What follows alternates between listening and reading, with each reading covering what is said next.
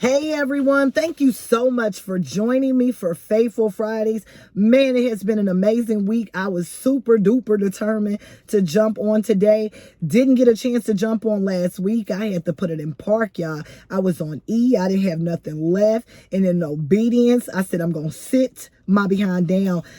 So this week I was just grateful to be able to reflect in my disconnect, be able to go forward, be able to remove some things that were challenges for me, and just sit in a quiet place, sit in a still place. Today, I can truly say I'm grateful for that moment. Last Friday, I wasn't. I felt like everybody was trying to hold me back. You know, my health was trying to hold me back because I needed to put it in park.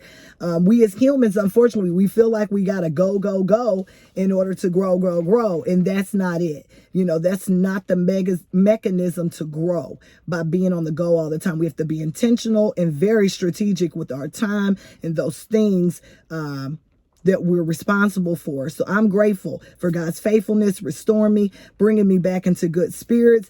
You know, so as I began to go into this week, I was like, what's my focus going to be? Because I've been reading a few books, but this one in particular has caught my eye. It's called Get Out of Your Head. You know, stopping the toxic thoughts that, you know, send us spiraling. So this week, I decided to do a little study and place some focus on fear. And I took some notes because I want to be on forever and I want to make sure that the conversation obviously is strategic. But how do we get out of our head? How do we escape that space of being afraid and entering into a space of not being afraid? You know what? It all boiled down to we got to surrender our thoughts, our fears to God. Remember, it's a choice. It's free will. You don't have to. You could sit there and stay stuck with those thoughts or try to handle everything on your own. But to truly have peace, surrender your thoughts to the only one that can handle them. And then, you know, I kept focusing on anxious and how we're always getting anxious at times. I know I get anxious at times. I have to work on it. I literally had somebody do a video of me the other day to show me just how you or emotion when you're anxious. And that really was a reality check for me.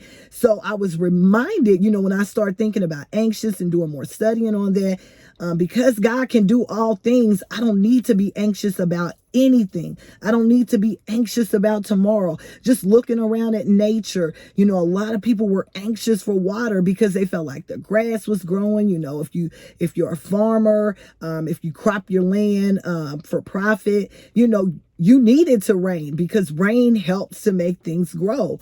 And so even in that, the anxiousness of, you know, I've seen people in my neighborhood this week turning on the water sprinklers, you know, but I recognize even in the lack of water and what we were wanting, we were getting rest. A lot of people didn't have to be outside doing yard work. The grass wasn't growing. And so because the grass wasn't growing, we were able to rest. We were able to rest. We didn't have to be out there in the 90s somethings temps doing yard work. And so it felt good to just take that break. You know, another thing I started thinking about, because these were some things that were coming to light as I was reading the book, To Get Out of Your Head, the what ifings. You know, we what if ourselves to death. Surrender your focus to God. God is faithful, y'all. Timing is everything. What if that doesn't happen? And what if this doesn't take place? It's not if, but when. You're not in control of time. Nobody's in control of time. So release that control. If we were in control of time, we would go back and savor the time. We would go back and rewind the times, but we can't. So let go of the control of time, because you can't control it. Times when you can't do what it is that you need to do because you're out of commission or down, not out, and you're resting so you don't have to quit. Rest in that, you know. Timing is everything, and everything happens for a reason. So, you know, I just want to place a little focus as we close out this week.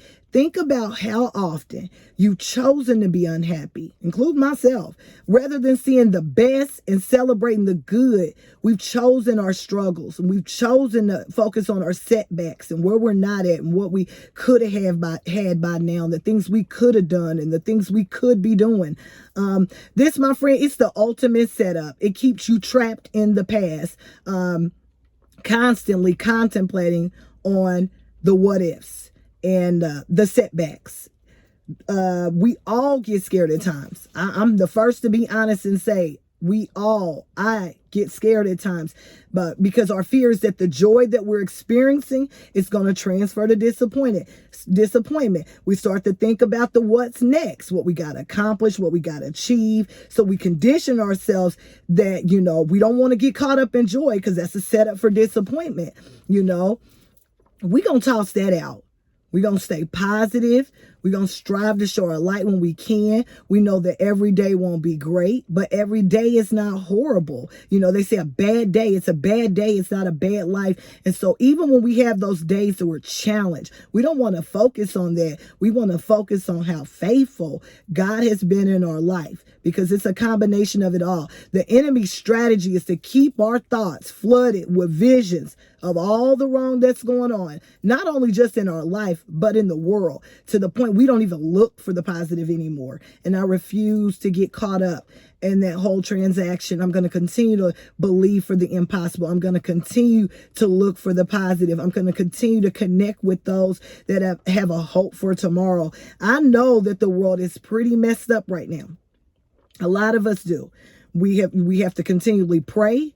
We got to trust God, and we got to move accordingly. We have to. There's just so many things to get focused, get caught up in as far as our focus, to take our mental space into, that's not healthy. And so we have to really focus on accentuating the positive, shedding our light when we can, being hope for someone, spreading kind words, not being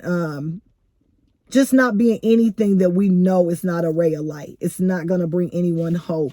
And so as you head off into your weekend, I hope you have an amazing weekend. I know I plan to. Today is a down day. I'm working. My work day will be wrapped up here in just a little bit, but I'm going to grab me some lunch. Even though it's raining, I'm grateful, because I feel like we needed this. We needed water on the earth. Many areas of the earth right now are burning up. They're hot, and we're looking for relief. And so I just thank God for him being even faithful with the rain, that when he says he's going to do something, he does it. So I know you have things you have to do this weekend, and I know you have some things that you want to do this weekend. Make sure that you get a chance to do both. Make sure that you make some memories that your future self will thank you for. This has been your girl 7. Thank you so much for tuning in, and you know the drill. I'll see you soon.